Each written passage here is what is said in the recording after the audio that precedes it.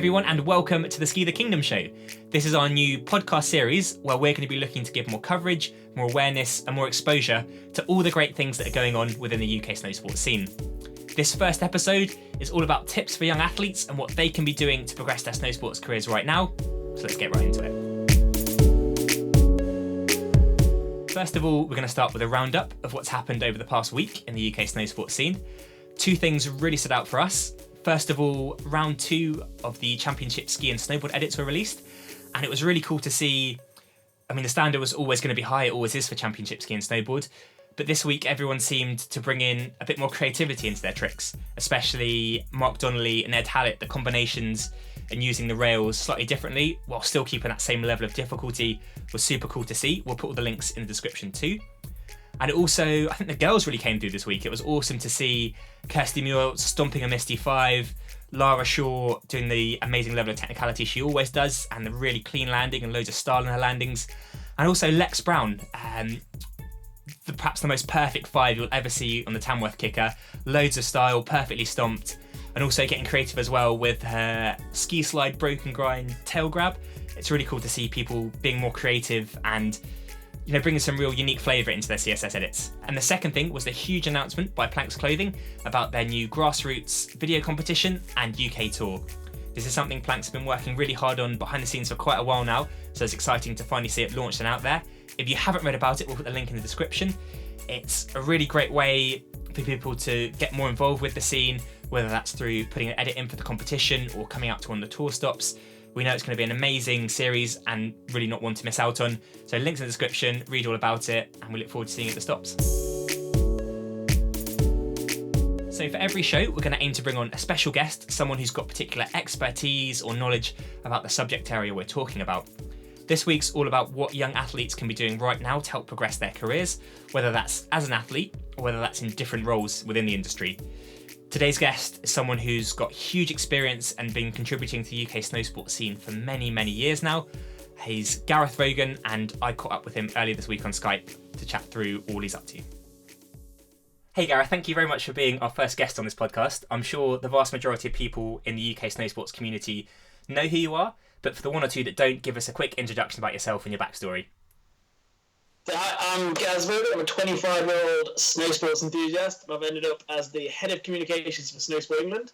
As well as that, I do a lot of judging and coaching on the UK circuit, and I'm in the process of launching my own side project, Vogan Creative. So quite a few exciting things on the go. At the moment it's going really well for me. Awesome. As someone that's really, really heavily involved in UK Snowsports, what's your thought on the scene right now? What's great, and what would you like to see improved? I think from the UK Snowsport side, we're in a really strong place. Particularly if you look at the senior squad and the guys at the very top. You've got so many people up from the GB Park and Park squad that could be challenging for medals in Pyeongchang, which would be insane to see. And then even on the Alpine side, you've got Dave Ryden clocking up plenty of top 10 World Cup finishers, which is sick. And then even Andrew Musgrave from the Nordic side. So there's so many different branches that are at the top competing with all the likes of the Austrians and Canadians. So that's amazing to see. And then if you look even further down the pathway towards the teenage athletes, even the younger ones, there's such a depth in talent there that they're all coming through, they're all pushing that next level to be the next guys on the top. We recently kind of interviewed some of our park and pipe athletes and some of the Alpine guys, and some of the responses that are coming back about their goals and their ambitions and what they really want to do is really inspiring. So that's incredible to see. What I'd like to see improved is sometimes how some of the brands that these kids are working really hard for would almost repay the favour a little bit. The kids are putting out content 2-3 times a week, etc., little edits, season edits, and it'd be nice to see some of the brands that they're associated with sharing that back out to their following to help the younger athletes build their profile and build their presence, etc. And that's something we're trying to do through Vogan Creative, is working with the athletes and these brands and really help them get the content and push it out there and develop themselves digitally as well as an actual athlete without taking the fun out of it. So nice. It's great to hear. I think it's a conversation you and I have quite regularly about how, as kind of young athletes come into the sport and they see all the guys getting World Cup podiums and all the Instagram sponsors, that kind of stuff, and it's really easy to get swept up in a tide of thinking, I've got to do all this stuff and get podiums, tag on my sponsors and sort of chase that dream. What's You work with so many young athletes. What do you tell them? What should be in their minds when they're training every week and competing? What should they be thinking about? Well, the thing I try to get across to everyone I work with, whether I'm actually coaching or just at a session at Hemel or whatever, is just have an absolute blast with the ride and really enjoy it, and then it'll start to evolve from there. Whatever you're doing for that session, whether have something specific in mind you want to achieve, whether it's a specific trick you've been trying, like kind of maybe taking those 540s up to 720s, or if it's a new feature you've never hit before, or hitting something switched, something completely different, have something in your mind that you want to focus on, something you'll be happy to achieve. And if you have that every single session, it'll just really help you drive in, pushing yourself forward whilst not taking it too seriously. Even if it's just you turn up on a Friday, you're a bit knackered from school, like just have one of those sessions, just have a really fun, silly session with your friends, just doing like all 4 180s or just tapping rails. It doesn't have to be massively tech. As long as you're doing something you're enjoying, that's all I ever try to ask from my athletes. And from anyone in the sport in general, I don't think it should be something taken too seriously, because it is, it's supposed to be fun. So I think, and you come down on a dome on a Friday night and all the kids are having a blast. So everyone's doing the sport in the right way, but that's my recommendation. Love that. They're always the best sessions where it's just there for fun and everyone's enjoying it rather than being too focused, too competitive, too serious, I guess. Yeah, exactly. I've learned some of my favourite or best tricks from the 3 that I have. Having those stupid sessions with some friends and just challenging each other to a few new tricks, something that maybe your friend can do really well and you've never thought of trying, and he goes, go on, let's play a game of skate, here's my first letter, etc. There's such fun sessions, but they're actually really good at development skills and actually building yourself up and having that wide base of tricks to build from. Nice. I guess you're coaching both from Vogan Creative, your own athletes, and on the Snowsport England Park and Pipe Academy. What kind of things are you looking for from the young athletes involved, kind of in their, not only their riding, but kind of just their personal kind of attitude and what they're giving back into the session? What are you looking for? From the Park and Pipe Academy side of things, we just look for enthusiasm and some skills, basically. We don't want them to be following rigorous fitness plans or huge nutrition-heavy diets or whatever. We'll do a bit of work with them off snow at some of our camps in Loughborough. There'll be some gymnastics there. There'll be a bit of ideas about fitness, nutrition, etc. Nothing too heavy. We want them to kind of be the driving force behind it. We want them to enjoy doing it rather than feel like it's homework as such. That's one of the main things. And if the athlete comes with a positive mindset, really wants to improve, get involved and engage with us, then that's all we really look for in the athlete. The tricks and the progression and the careers, or I say careers, the competition results, etc. will follow through. As long as they've got that initial mindset right, then you can't really ask them much more, especially some of these kids are, 10, 11, 12. You can't heap too much on them too young. From my Vogan Creative side, anyone who wants to snowboard and progress, or wakeboard, skateboard, whatever it is, I'll happily take them on and have a session and see what we can do with them. There's nothing too strict guidelines from my point of view. To finish off, you're someone who was really focused, kind of when you were younger, you were really focused going down the path of being a professional snowboarder yourself, and then due to a sad injury, kind of your life kind of changed course, and now you're working, probably even being even more involved in the industry, working from your judging, your coaching, and all these other roles as well.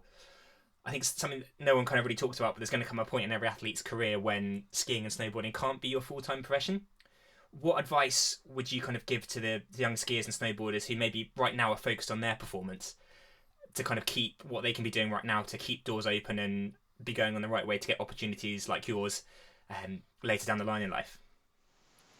I think you hit the nail on the head there that, we can't all do this forever. I think something like the peak age is something like 25 in the professional careers, which is shockingly young. But I think it's really important for anyone who's doing a sport to realise the amount of doors that are actually available. You don't just have to be the pro snowboarder winning the Olympics. There's coaches behind it, there's judges, there's even just instructors. And all the resorts all over the world all have these little positions that are available, so you don't have to restrict yourself or limit yourself to that one, I must be a pro snowboarder. Yeah, it'd be ace if it would be, but the vast majority of us unfortunately won't achieve it. So what I'd just say is, as you're going through competitions or just even sessions, just chat to people, make friends, make contacts within the industry. There's plenty of brands looking for marketing people, plenty of ski companies that need engineers. Focus on having that education as well, just as a bit of a fallback plan, and just say yes to things. When I had my injury, I was kind of a bit down because I was supposed to be going out for a season, and then one of my friends approached me about judging, so I was like, sure, know the tricks, etc., I'll give it a shot. Did a couple of courses, and now it's something that kind of takes me all over Europe, which is something that 3 years ago I wouldn't have thought of. So I think it's just having that open mindset. You know, anything can happen. Just give it a chance, roll with it, try and enjoy it, and yeah, see where it goes. Brilliant. Gareth, thank you so much for your time. Really appreciate it. To finish off, where can people keep up? Where can they follow you? What you're up to this summer and next winter?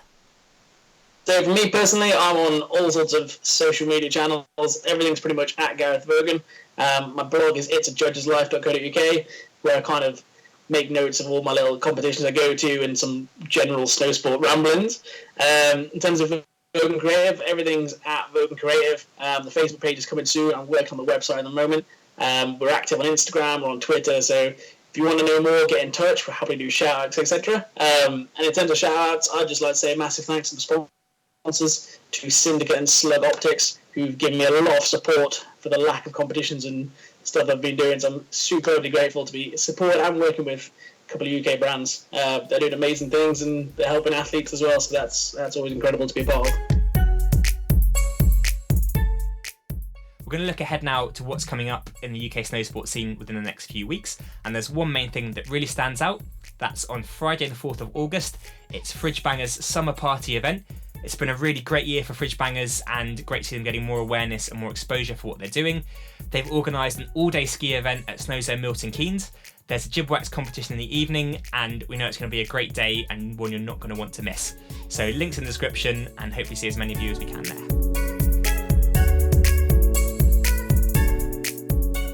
So finally, to finish, I asked Gareth to give us his top 3 tips for what snow sports athletes can be doing right now to step up their social media game. So here they are. My 3 social media tips are: capture as much content as you can. It doesn't always have to be the huge action shot photos where you have to pay photographers to get. It can be the photos of the sunset as you go into the mountain, from your fitness sessions, or just your equipment that you're about to use each day, even the chairlift selfie. Everything counts. And then be constantly active on social media, even if there's a down day or a lull in the season, like kind of about now and it's July and not much is happening.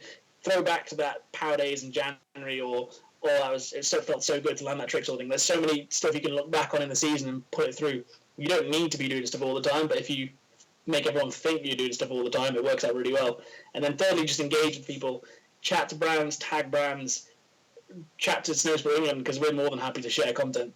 The more you kind of get your name out there by commenting and engage with people, the more likely you are to get a good successful following out of it, and then people will hear about you as a brand and want to be involved with you, and it all spirals upwards from there.